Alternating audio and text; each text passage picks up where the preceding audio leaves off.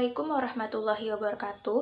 Perkenalkan, nama saya Alfia Juwita Umami, NIM T 20191186.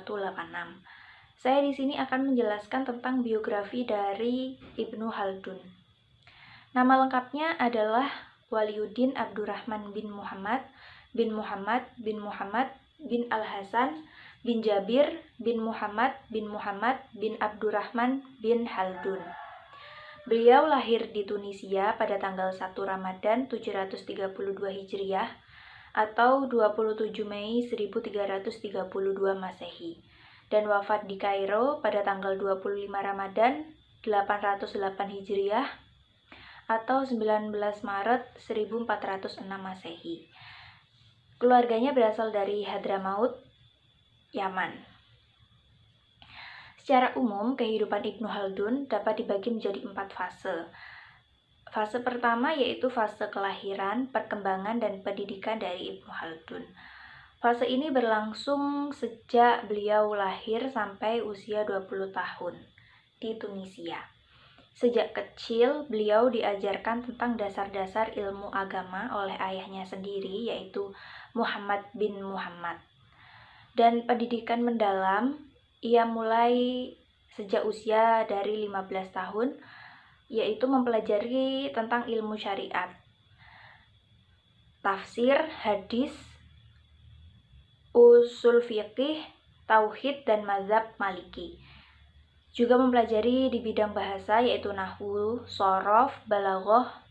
Selain itu juga fisika, matematika, metafisika, dan lain-lain. Yang kedua yaitu fase di pemerintahan dan berpolitik di Maghribi serta Andalusia, yaitu pada tahun 751 sampai 776 Hijriah atau 1350 sampai 1374 Masehi.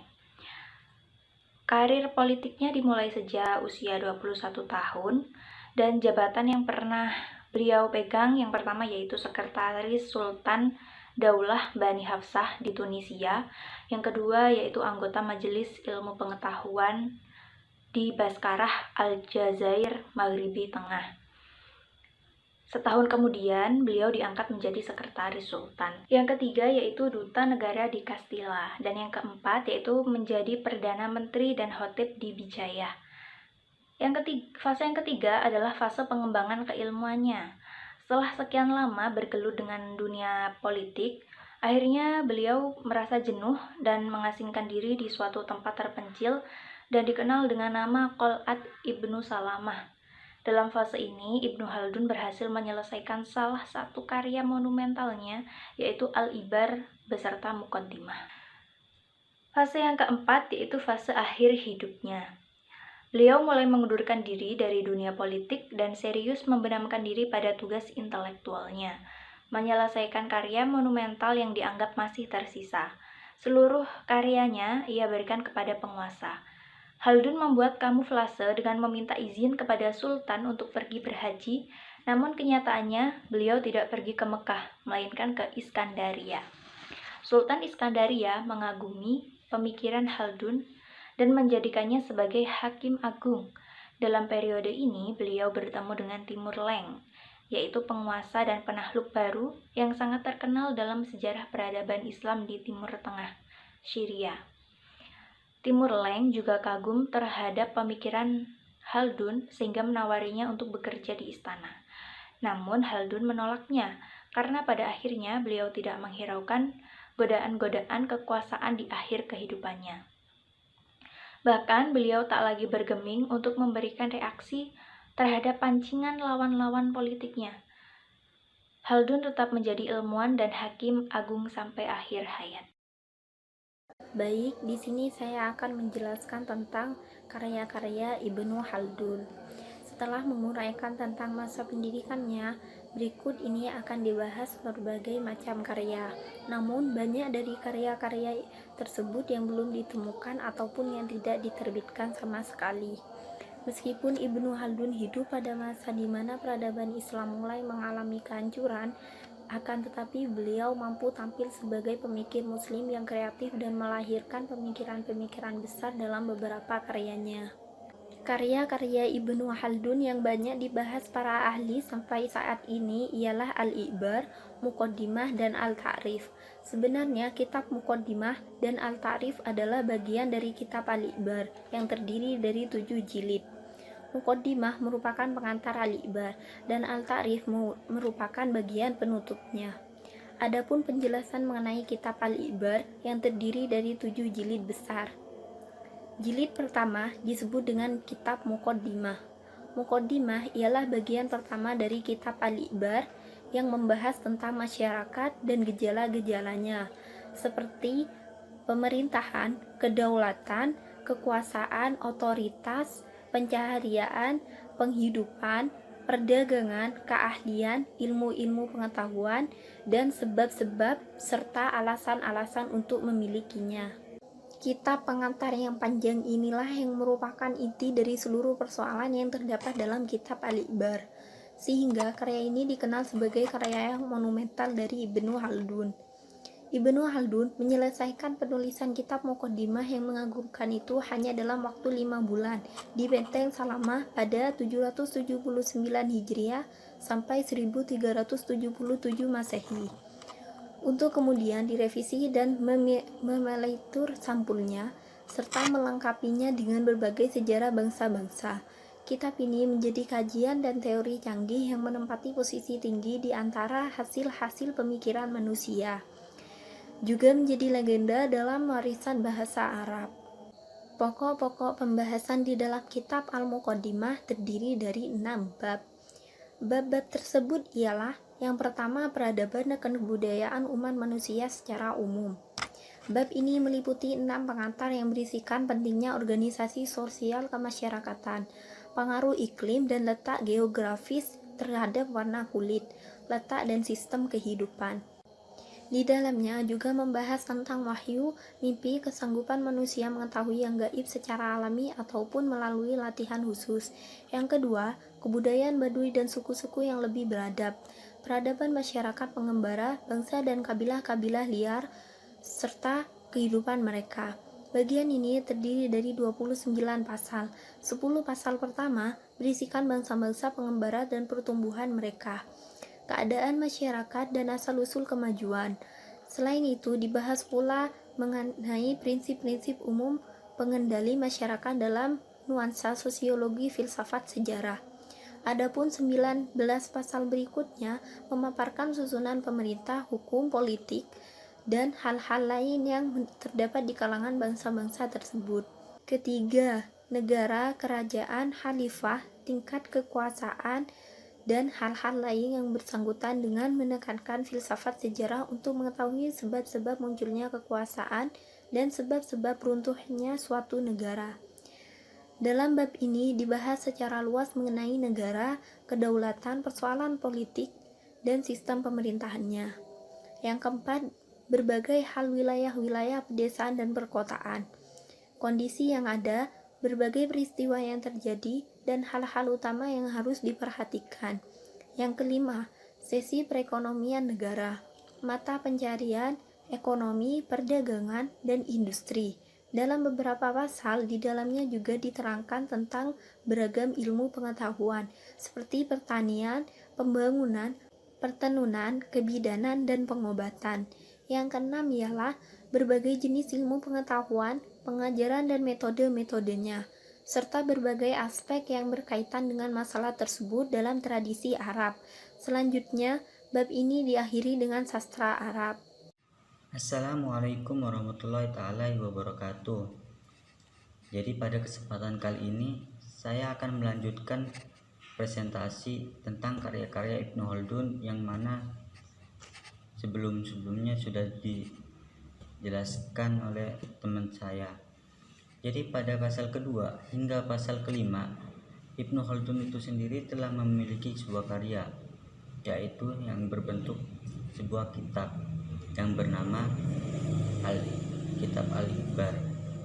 Kitab Al-Ibar itu sendiri mempunyai nama, yaitu Al-Ibar wa Diwa Al-Mubtada Al-Muhabbar fi Ayyam Al-Arab wa Al-Jama' wa man asra'u min Zawi Al-Surhani Al-Akbari. Kitab Al-Ikhbar itu sendiri menerangkan tentang sebuah arsip-arsip sejarah pada zaman pemula dan zaman akhir yang mencakup politik mengenai orang-orang Arab, non-Arab, dan kaum barbar serta kerajaan-kerajaan besar pada masanya.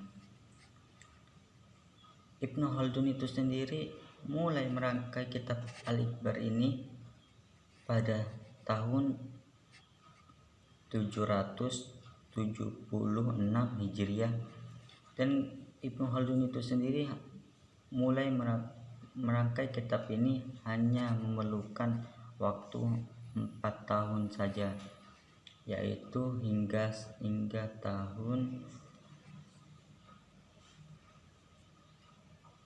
780 Hijriah. Dan ada pula pada pasal ke-6 hingga pasal ke-7, Ibnu Khaldun juga memiliki sebuah karya yang berbentuk kitab yang bernama At-Ta'rif. Kitab At-Ta'rif.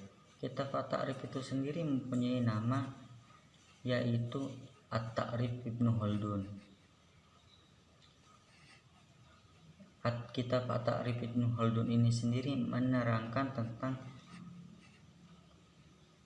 arsip sejarah kaum barbar dan suku-suku pada masanya seperti suku Zanata, suku Nawata, suku Mashuba, suku Baranis, serta asal-usul generasi ke generasi pada masanya itu sendiri.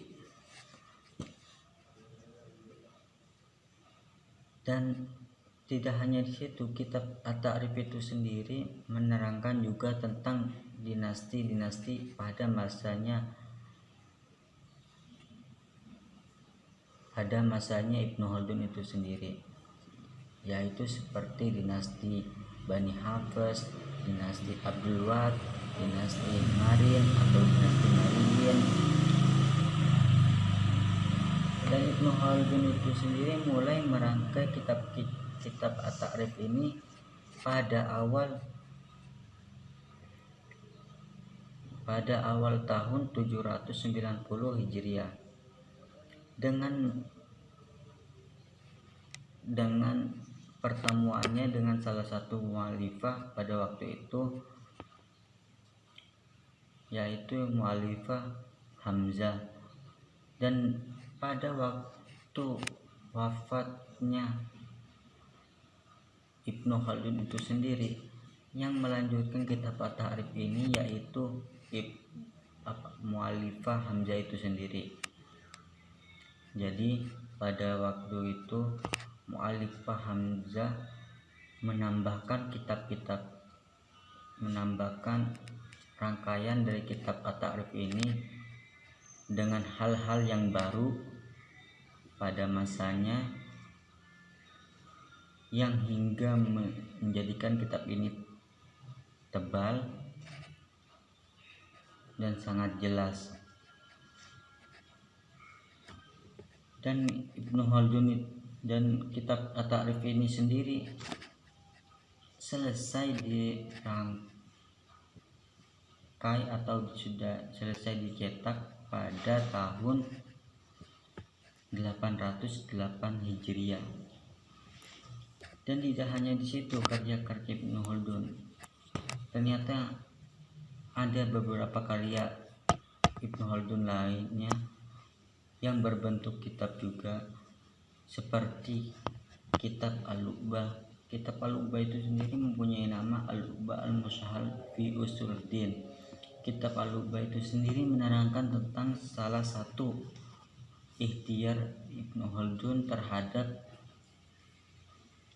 imam pada masanya, yaitu Imam Fakhruddin Ar-Razi, yang pada waktu itu sedang membicarakan tentang teoriologi skolastik. Dan ada juga kitab Asy-Syifa. yang menerangkan tentang uraian tasawuf, ilmu-ilmu kejiwaan, masalah-masalah tentang syariat atau ilmu fikih, dan ada juga kitab Burdah Al-Bushairi, dan yang terakhir yaitu ada buku kecil sekitar 12 halaman, yaitu permintaan dari Timur Leste ketika mereka bertemu di Syria. Ya begitulah jadi cerita singkat dari karya-karya Ibnu Khaldun, yang mana pemikirannya tidak akan pernah mati karena karya-karyanya terus mengembara hingga saat ini dan sangat berpengaruh di kalangan kita hingga saat ini. Ya mungkin cukup sekian. Terima kasih. Baik, saya akan melanjutkan dari materi sebelumnya. Pemikiran pendidikan Islam Ibnu Khaldun. Pengertian pendidikan Islam menurut Ibnu Khaldun adalah penerangan ilmu pengetahuan dan keterampilan serta berbagai aspeknya pada karya nyata untuk lebih maju sesuai dengan kecenderungan individu. Menurut Ibnu Khaldun, manusia bukan dari produk nenek moyangnya, akan tetapi dari produk sejarah, lingkungan sosial, lingkungan alam, dan adat istiadat. Maka dari itu, lingkungan sosial merupakan penanggung jawab sekaligus memberikan corak perilaku seorang manusia. Corak pemikiran Ibnu Khaldun itu sendiri tidak jauh-jauh dari akar pemikiran Islam. Muhammad Iqbal pernah mengatakan bahwa seluruh semangat muqaddimah Ibnu Khaldun adalah menginvestasikan pikiran Ibnu Khaldun yang diilhami oleh Al-Quran dan hadis. Cukup sekian presentasi dari kelompok kami. Wassalamualaikum warahmatullahi wabarakatuh.